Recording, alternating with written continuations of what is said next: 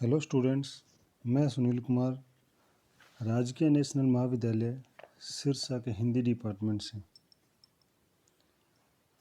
आज जो हमारा ऑनलाइन विषय है वो बीए प्रथम वर्ष के प्रथम स्तर में सबसे पहला जो पाठ है कबीरदास, उसमें से उनका जो एक महत्वपूर्ण प्रश्न है कबीरदास की सामाजिक चेतना या कबीरदास का विद्रोही भाव या कबीरदास की क्रांतिकारी भावना से संबंधित प्रश्न। तो इस प्रश्न को पढ़ने से पहले हमें कबीर के बारे में उनका जो बेसिक जो ज्ञान है, उनकी जो बेसिक जो अवधारणा है, उस अवधारणा के बारे में हमें अच्छे से पता होना चाहिए। तो सबसे पहले हम बात करते हैं कबीर कि हिंदी साहित्य में कबीर किस काल के कवि हुए हैं। हिंदी साहित्य में कुल 4 काल है। सबसे पहला आदिकाल, फिर भक्ति काल, तीसरा रीतिकाल और चौथा आधुनिक काल। तो कबीरदास हिंदी साहित्य के दूसरे यानी कि भक्ति काल के कवि माने जाते हैं और भक्ति काल भी आगे 2 काव्य धाराओं में बंटा था। पहला निर्गुण काव्य धारा और दूसरा सगुण काव्य धारा। निर्गुण काव्य धारा में जो संत हुए थे जैसे कबीर, गुरु नानक देव, रजब है, रैदास है, ये जो संत थे ये निर्गुण काव्य धारा के तहत आए थे। और सगुण काव्य धारा में जैसे तुलसीदास है, सूरदास है, कुंभनदास है, नंददास है, ये सारे के सारे जो कवि थे वो सगुण काव्य धारा के तहत आए थे। निर्गुण काव्य धारा के कवि ये मानते थे कि ये उस ईश्वर को मानते थे जिस ईश्वर को उन्होंने आज तक कभी देखा नहीं है, जिसके बारे में उनको यह नहीं पता है कि उसका रंग रूप आकार कैसा है, वो कहाँ रहता है, क्या खाता है, क्या पीता है, उसके माँ बाप कौन है, उसके भाई बंधु कौन है।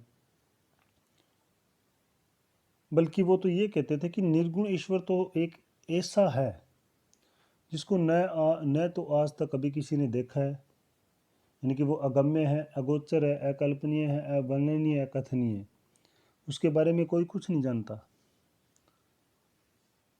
उसे तो केवल वही जान सकता है, वही पहचान सकता है जिस व्यक्ति ने उस निर्गुण ईश्वर की सच्चे मन से, अपने अंतर्मन से उसकी भक्ति कर ली है और भक्ति के द्वारा उसको प्राप्त कर लिया है। वही व्यक्ति उस निर्गुण ईश्वर को जान सकता है, प्राप्त कर सकता है या पहचान सकता है। निर्गुण ईश्वर को कबीर ने क्या एक मीठे फल की तरह माना है। कहता अगर कोई गूंगा व्यक्ति और उस गूंगे व्यक्ति को खाने के लिए जब मीठा फल दिया जाता है तो मीठा फल देने के बाद फिर उसके बाद में उससे ये पूछा जाता है कि इस फल का जो स्वाद है, टेस्ट है, वो किस प्रकार का था। तो वो गूंगा होने के कारण उस फल के स्वाद के बारे में बिल्कुल भी नहीं बता सकता, लेकिन अपने अंतर्मन से ये बता सकता है कि उसका जो स्वाद था वो किस प्रकार का था। इसी तरह से निर्गुण ईश्वर है। जिस व्यक्ति ने उस निर्गुण ईश्वर को प्राप्त कर लिया, पा लिया ना, तो वही व्यक्ति जान सकता है, वही व्यक्ति बता सकता है अपने अंतर्मन में ही कि निर्गुण ईश्वर इस प्रकार का है।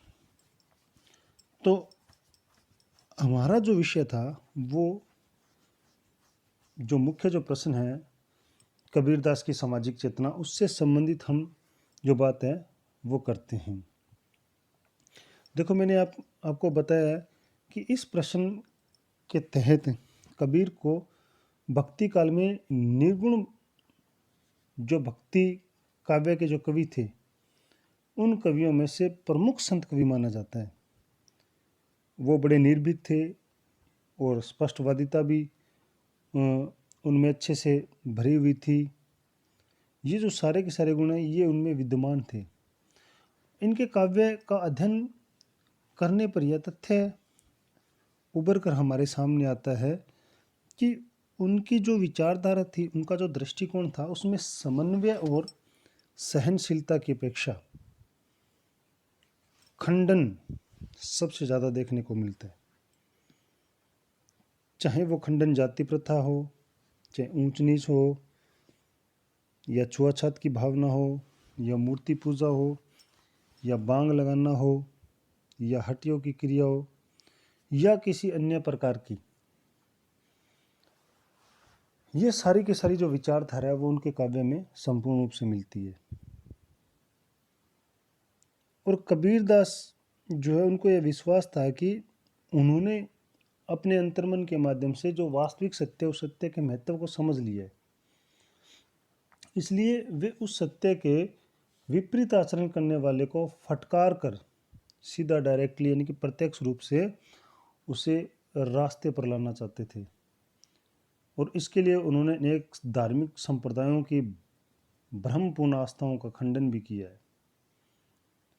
और इसके साथ साथ ये नहीं कि उनका केवल खंडन किया, उनके अंदर जो अच्छाइयाँ थी, संप्रदायों में जो धार्मिक संप्रदाय थे उनके अंदर जो अच्छाइयाँ थी, उन अच्छाइयों रूपी जो सिद्धांत है, उन सिद्धांतों को भी अपने काव्य में शामिल किया है।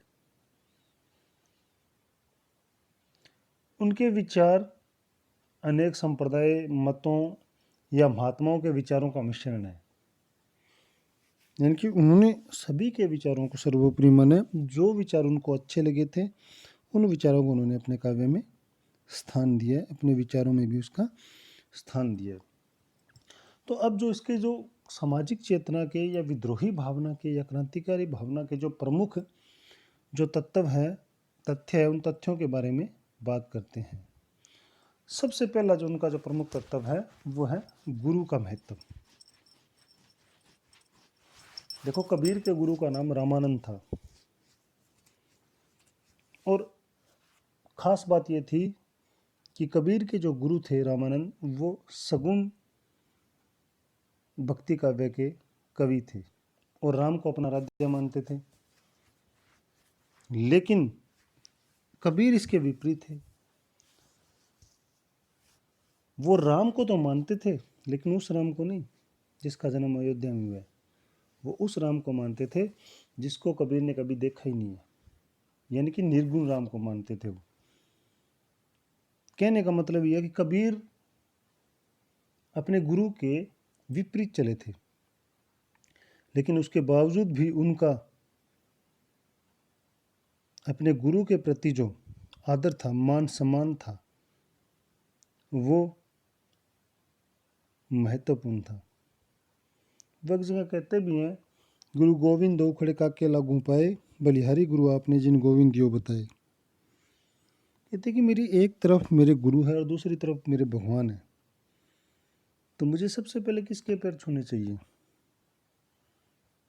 फिर वो कहते हैं कि मुझे सबसे पहले अपने गुरु के पैर छूने चाहिए। क्यों? क्योंकि गुरु ही एक मात्र ऐसा माध्यम था जिसने मुझे उस ईश्वर तक पहुंचाने का कार्य किया है। इसलिए वो कहते हैं कि गुरु के हाथ में एक ऐसा ज्ञान रूपी दीपक था, जिस ज्ञान रूपी दीपक को लेकर आगे आगे गुरु चलते गए, और जितना भी अज्ञानता रूपी जो अंधेरा मेरे हृदय, मेरे मन के अंदर समाया हुआ था ना, उस अज्ञानता रूपी अंधेरे को मेरे गुरु ने क्या अपने ज्ञान रूपी दीपक के माध्यम से नष्ट कर दिया है और मेरे सोए हुए हृदय को जगा दिया है। इस तरह से उन्होंने गुरु के महत्व को अपने काव्य में सर्वोपरि माना। कहते हैं गुरु के बिना कोई व्यक्ति अपने ईश्वर को, अपने राज्य को प्राप्त भी ही नहीं कर सकता। गुरु ही एक ऐसा माध्यम है जो हमें उस ईश्वर तक पहुंचाने में हमारी सहायता या मदद करता है। तो कबीर के काव्य में गुरु का जो महत्व है वो सर्वोपरि माना गया है। उसके बाद में है उनका दूसरा जो प्रमुख तथ्य था, निर्गुण ईश्वर की भक्ति। कबीर ने अपने काव्य में और अपने काव्य के साथ साथ अपनी विचारधारा में भी निर्गुण ईश्वर की ही भक्ति की है।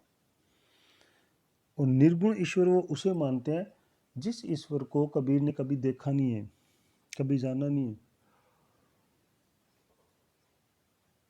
उन्हें उस ईश्वर के बारे में कुछ भी नहीं पता है कि वो कहाँ रहता है, क्या खाता है, क्या पीता है। उसका रंग रूप आकार कैसा है, उन्हें उसके बारे में कुछ भी पता नहीं है। हालांकि वो राम को मानते थे, पर उस राम को नहीं जिस राम का जन्म अयोध्या के अंदर हुआ था, जिसके माँ बाप दशरथ और कौशल्या हो, जिसकी पत्नी सीता हो, जिसका भाई लक्ष्मण हो,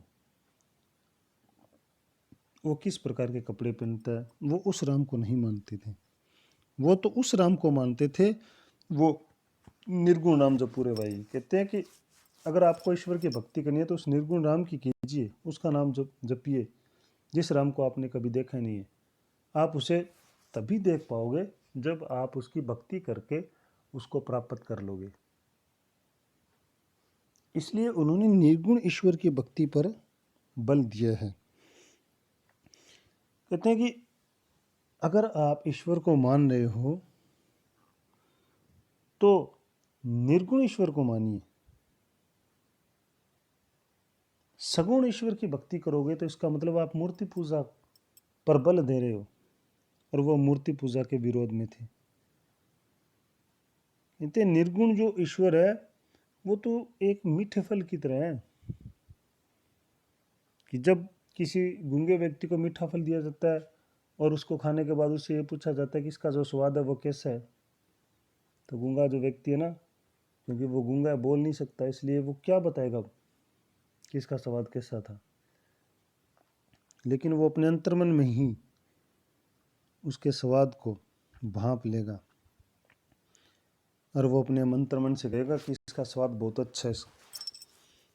कबीर कहता है उसी तरह से निर्गुण ईश्वर है, उसे तो केवल वही जान सकता है, वही पहचान सकता है जिसने उस निर्गुण ईश्वर की भक्ति करके उसको प्राप्त कर लिया है। तो इस तरह से कबीर ने अपने काव्य में निर्गुण ईश्वर की भक्ति पर बल दिया है।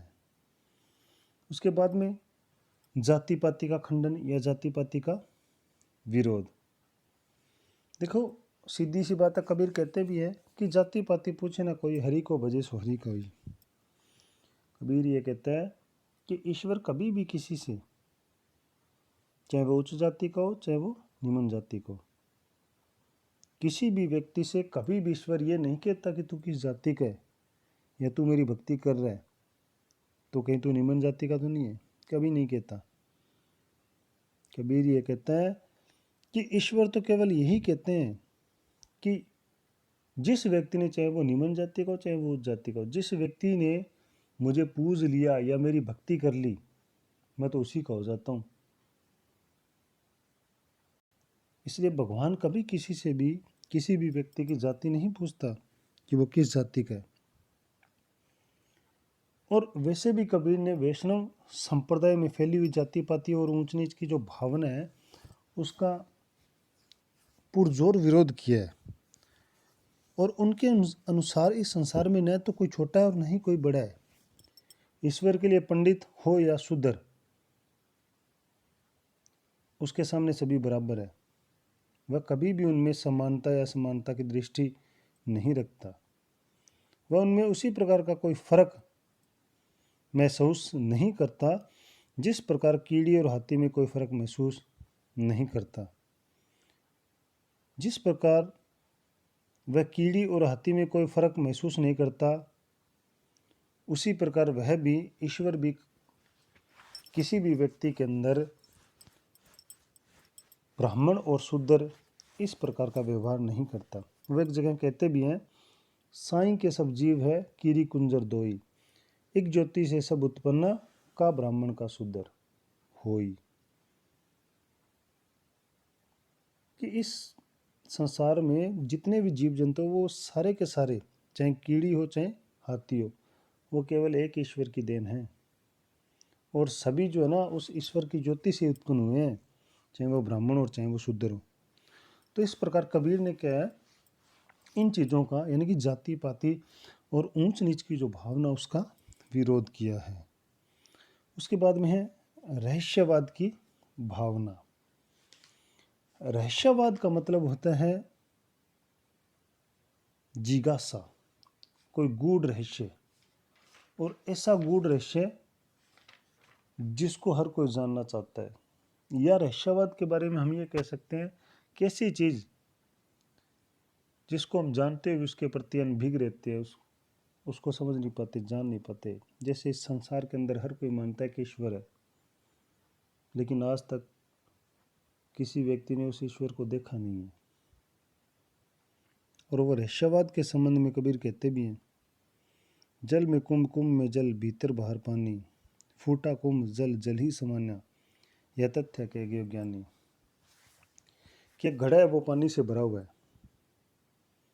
और उस पानी से भरे हुए घड़े को अगर आप समुद्र के अंदर छोड़ोगे और समुद्र में फिर फोड़ दोगे उस घड़े को, तो कोई ये नहीं कह सकता कि समुद्र का जो पानी है वो घड़े वाले पानी में समा गया या घड़ा वाला पानी समुद्र वाले पानी में समा गया। ये श्योर है कि घड़े में भी पानी था और समुद्र में भी पानी था।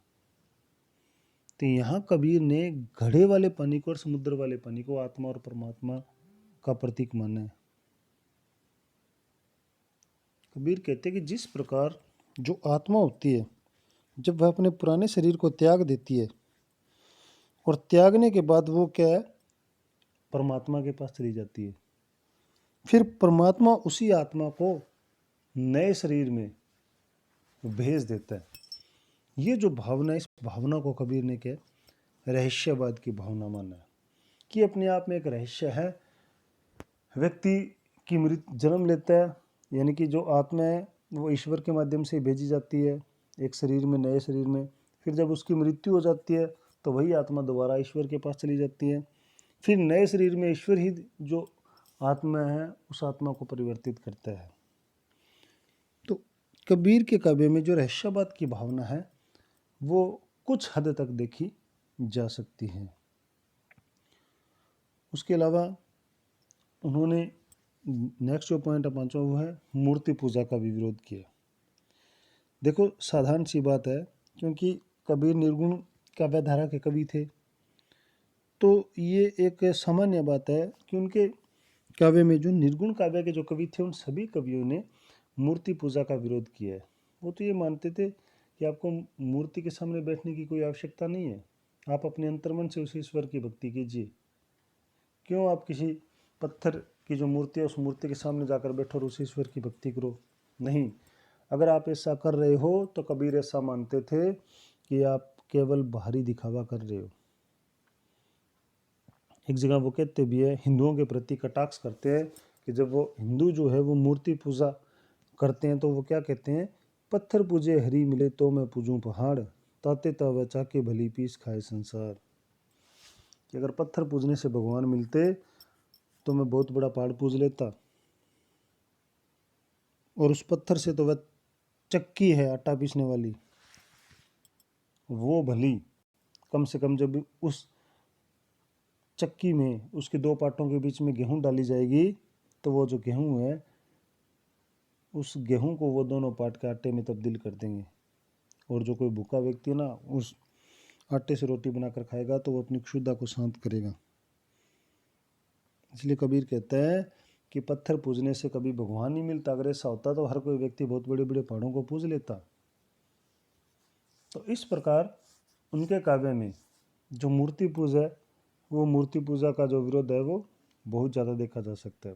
और ये जरूरी नहीं कि वो केवल हिंदुओं के प्रति था, मुसलमानों के भी प्रति है। देखो, कांकर पत्थर जोरी के मस्जिद लिए बनाए, तांचरी मुल्ला बांग दे क्या बहरा हुआ खुदाए। ये वो मुसलमानों से कहते कि आपने कंकर और पत्थर जोड़कर ये मस्जिद तो बना लिया है, फिर मस्जिद बनाने के बाद आप इस मस्जिद के ऊपर चढ़कर बांग देते हो, यानी कि आवाज़ लगाते हो अल्लाहू अकबर की। तो कबीर कहता है कि इसका मतलब आपका जो खुदा है वो क्या बहरा हो गया है। तो इस तरह से वो क्या है, हिंदू और मुसलमान दोनों के ऊपर करारा व्यंग्य करते हैं और मूर्ति पूजा का विरोध करते हैं। तो कबीर मूर्ति पूजा के प्रति ये बात कहते हैं कि मंदिर या मस्जिद में जाने की कोई आवश्यकता नहीं है आपको। मूर्ति या मस्जिद के सामने ईश्वर की भक्ति करने का कोई औचित्य नहीं है। मंदिर और मस्जिद केवल आप अपने हृदय अंतर्मन के अंदर देखिए, आपको वहीं वो सब कुछ प्राप्त हो जाएगा। इस तरह से कबीर के काव्य में मूर्ति पूजा का भी विरोध देखा जा सकता है। उसके बाद में छठा जो पॉइंट है वो है भौत देववाद और अवतारवाद का विरोध।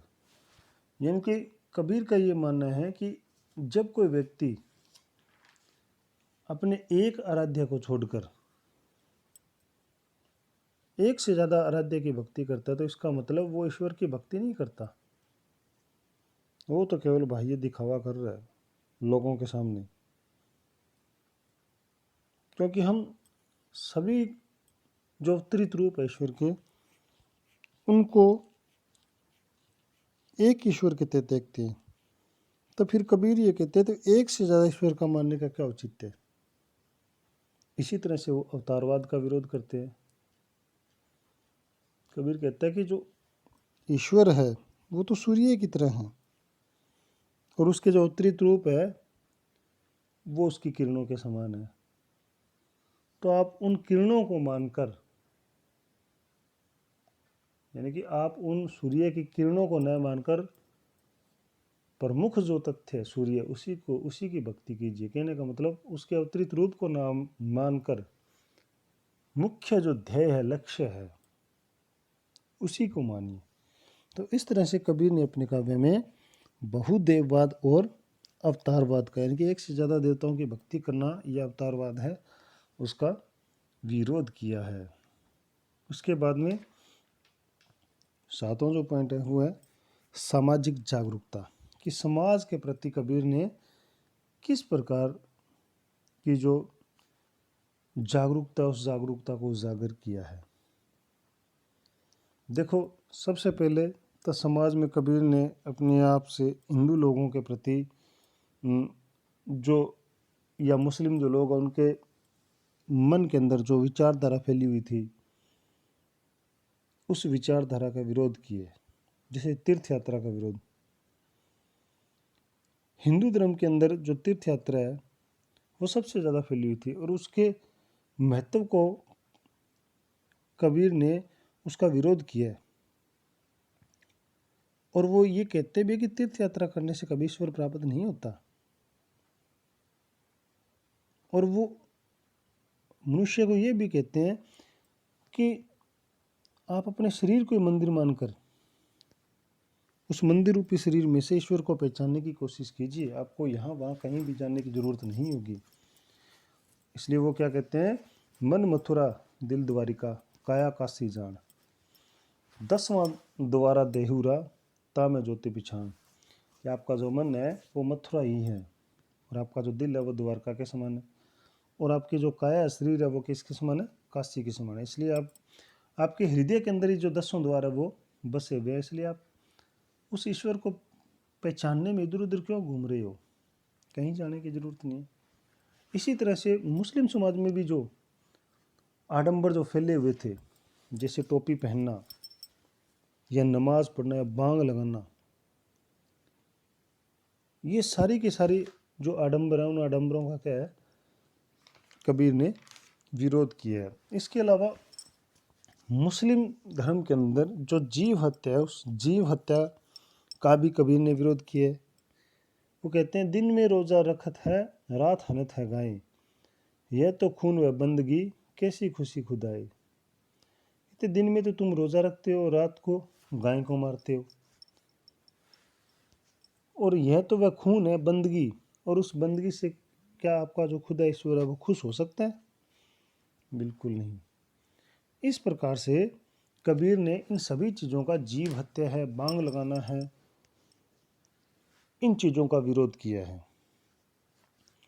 और इसके अलावा हिंदू धर्म के तहत जैसे छापा तिलक है या माला पहने, इन चीज़ों का क्या कबीर ने अपने साहित्य के अंदर उसका विरोध किया है। तो सामाजिक जागरूकता के तहत कबीर के काव्य में ये जो चीज़ें हैं ये आपको देखने को मिलेगी। उसके बाद में है पाखंडवाद और बाह्याडंबरों का विरोध, कि कबीर ने अपने काव्य में या अपनी विचारधारा में जो पाखंडवाद है और जो बाह्य आडंबरन, उन आडंबरों का भी विरोध किया है। कैसे किया है? जो वो कहते हैं कि सिर मुंडाने और चोटी धारण कर लेने से या टोपी पहन लेने से आपको खुदा या आपका ईश्वर नहीं मिल सकता, या तिलक लगा लेने से।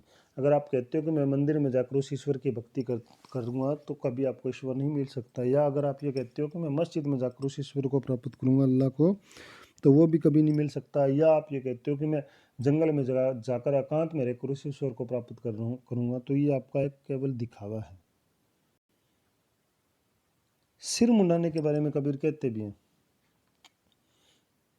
कि मूंड मुंडाए हरी मिले, हर कोई ले मुंडाए, बार बार के मूंडते भेड़ न बेखुंड जाए।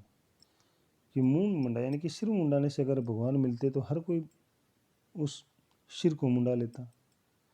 बार बार के मूंडते भेड़ न बेखुंड जाए, कि भेड़ जो होती है उसको पता नहीं उसके सिर को, उसके मतलब जो बाल है वो कितनी बार काटे जाते हैं, तो इसका मतलब जो भेड़ है वो बेखुंड में चली जाएगी। इस प्रकार से कबीर इस प्रकार का जो पाखंड है उस पाखंड का वो विरोध करते हैं। उसके अलावा वो इसी पाखंडवाद में हठ योग जो साधना होती है उस हठ योग साधना का भी विरोध करते हैं। वो कहते हैं कि जब आप उस ईश्वर को प्राप्त करना चाहते हो तो आप अपने शरीर को प्रताड़ित क्यों कर रहे हो, दुखी क्यों कर रहे हो। ईश्वर को ये कभी नहीं कहता कि आप एक पैर पर खड़े होकर मेरी भक्ति कीजिए, आप बर्फीले पहाड़ों में जाकर मेरी भक्ति कीजिए, आप नदी में खड़े होकर मेरी भक्ति कीजिए, आप जोर जोर से बांग लगाकर मेरी भक्ति कीजिए। भगवान कभी किसी से नहीं कहता। वैसे कबीर ने अपनी रचनाओं में शरीर के जो विभिन्न प्रकार से दुखी करके भगवान की प्राप्ति करने की हठ योगियों की हठ साधना का भरपूर विरोध किया है। और वे ये मानते हैं कि जो ईश्वर है ना वो तो सहज रूप से प्राप्त हो सकता है, केवल सच्चे मन से उसका ध्यान करने की आवश्यकता होती है। कि आप अपने सच्चे मन से उस ईश्वर का ध्यान कीजिए, उसकी भक्ति कीजिए, वो तो अपने आप ही आपको प्राप्त हो जाएगा। वो कहते हैं सहज सहज सब कोई कहे, सहज न चीने कोई, जो कबीर विषा तजे, सहज कहीं जे सोई। कबीर कहता है कि सहज सहज सरल सरल हर कोई कह रहा है सहज न चीने कोई, लेकिन उस सहज सरल को कोई नहीं जान पाया है। जो कबीर विषा तजे, कि कबीर कहता है कि जिस व्यक्ति ने विषय वासना काम भावना उनका त्याग कर दिया, सहज कहीं जे सोई, उसे सहज उस ईश्वर का ज्ञान हो जाएगा। तो इस तरह से कबीर ने क्या ये जो चीज़ें हैं इन चीज़ों का क्या है विरोध किया है। और बार बार हम आपसे ये कहते भी आए हैं कि कबीर ने जो ऊंच नीच, ब्राह्मण शूद्र, गरीब अमीर, या जो जाति पाति या परंपराएं हैं, जो रूढ़िवादिता या जो अंधविश्वास है, उन अंधविश्वासों या बाह्य आडंबर है, उन सभी चीज़ों का कबीर ने अपने साहित्य में विरोध किया है। उसके बाद में है नेक्स्ट है भाषा शैली। देखो कबीर के काव्य में जो भाषा है वो मुख्यतः सदुकड़ी, पंचमेल या खिचड़ी का समावेश देखा जा सकता है। ऐसा नहीं कि कबीर ने केवल कोई किसी एक भाषा का प्रयोग किया, बिल्कुल नहीं। पंचमेल का मतलब कि कबीर ने उसमें 5 भाषाएं बोलियों का प्रयोग किया, जैसे राजस्थानी है, ब्रिज भाषा है, अवधी है, पंजाबी है और खड़ी बोली। इन 5 भाषाओं के समावेश को मिलाकर ही उसे पंचमेल के नाम से जाना जाता है। या हम खिचड़ी बोल सकते हैं या सदुकड़ी बोल सकते हैं। तो ये जो भाषा शैली है ये कबीर के काव्य में देखी जा सकती है। और सबसे बड़ी बात कि उनके काव्य में जो खड़ी बोली के शब्द है वो सबसे ज़्यादा आपको दिखाई मिलेंगे। इस तरह से कबीर ने ब्रिजभाषा, अवधी, खड़ी बोली, राजस्थानी और